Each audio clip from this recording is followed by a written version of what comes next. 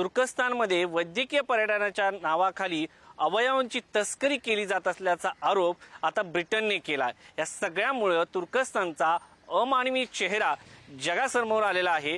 काय आहे सगळं प्रकरण जाणून घेणार आहोत या स्पेशल रिपोर्टमधून। तुर्कस्तान लबाड पाकिस्तानचा धूर्त मित्र। भारत आणि पाकिस्तान तणावानंतर तुर्कस्तान मित्राच्या मदतीला धावून गेला। आता तोच तुर्कस्तान जगाच्या पटलावर अडचणीत सापडलाय। वैद्यकीय पर्यटनासाठी लोकप्रिय असलेल्या तुर्कस्तानमध्ये उपचारासाठी आलेल्या लोकांच्या अवयवांची तस्करी केल्याचा आरोप आंतरराष्ट्रीय स्तरावर केला जातोय। अवयव तस्करीच्या या आरोपांमुळे प्रवासी आणि आंतरराष्ट्रीय पर्यटन विश्वात चिंता निर्माण झाली आहे।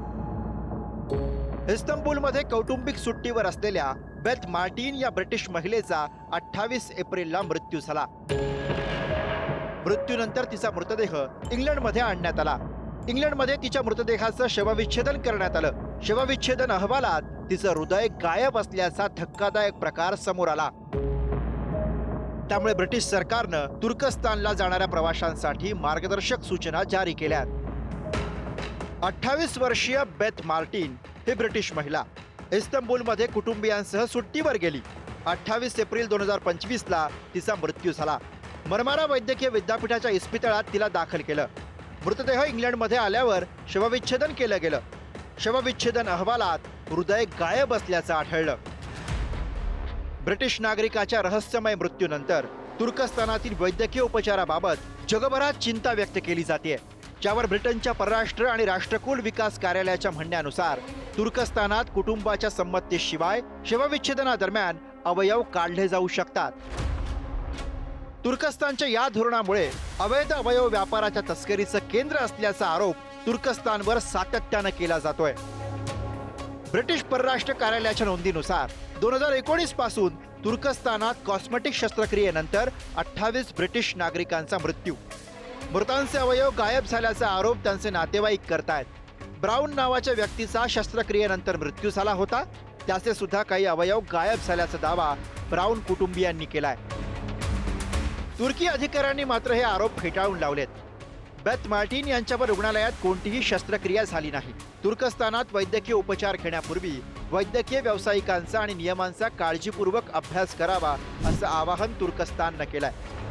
पश्चिम आशियातून जे विस्थापित म्हणजे रेफ्युजीज जे युरोपला जातात त्यांच्या ट्रान्सपोर्टेशनचे मुख्य केंद्र टर्की आहे। म्हणजे जे सिरिया, अफगाणिस्तान आणि इतर देशातले रेफ्युजी आहेत ते टर्कीद्वारे युरोपात जातात आणि ते ह्युमन ट्रॅफिकिंगच्या द्वारे जातात। ते इतर लोकांना पैसे देऊन आणि त्या प्रकारे जातात।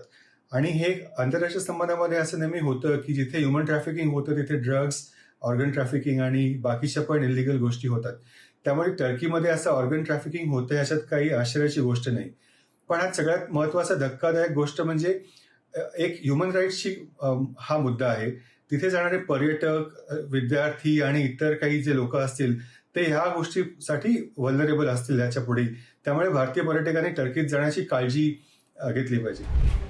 याआधी सुद्धा तुर्कस्तानसह जगभरात अवैध किडनी प्रत्यारोपण संदर्भात आरोप प्रत्यारोप झाले होते। जागतिक आरोग्य संघटनेनुसार जागतिक स्तरावर प्रत्यारोपित अवयवांपैकी 5 ते 10% अवयव काळ्या बाजारातून येतात। स्वस्तात होणाऱ्या सर्जरी, वैद्यकीय उपचारांसाठी पाश्चिमात्य देशातील लोक तुर्कस्तानसारख्या देशाकडे वळतात। तुर्कस्तानसारखे देश अवयव तस्करीसारख्या अमानवी माध्यमातून पैसा कमवतात। जरी सरकारी त्याच्यात सहभाग नसला तरी लोकल करप्शन आणि पोलिसांचा त्यात हस्तक्षेप आणि पार्टिसिपेशन आहे। जिथे ते इलिगल ट्रेड होते ती लोकल पॉलिटिशियन आणि पोलीस यांच्या सहकार्याशिवाय होत नाही। म्हणजे टर्कीसाठी हा एक महत्वाचा मुद्दा आहे की ते ह्या गोष्टीवरती नियंत्रण कसे करतील आणि त्याच्याकडे आपण यापुढे लक्ष द्यायला पाहिजे। तुर्कस्तानवरती होत असलेल्या या आरोपांमुळे तुर्कस्तानचा अमानवी चेहरा जगासमोर आलाय। एकीकडे पाकिस्तान जागतिक दहशत माजवणाऱ्या दहशतवादी लोकांना आश्रय देतो, तर तुर्कस्तानवर आता मानवी अवयवांची तस्करी करणाऱ्या डॉक्टरांच्या वेशातील राक्षसांना पाळतो असा आरोप जागतिक स्तरावर केला जातोय। भारताच्या विरोधात याच तुर्कस्ताननं पाकिस्तानला ड्रोन पुरवले होते। त्यानंतर भारतीयांनी तुर्कस्तानवर बहिष्काराचं धोरण हाती घेतलं।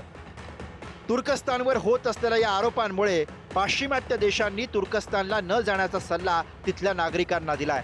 त्यामुळे भिके कंगाल झालेल्या पाकिस्तानच्या दहशतवादी धोरणाला मदत करणारा तुर्कस्तान त्याच्याच करणीमुळे आरोपांच्या भोवऱ्यात अडकलाय.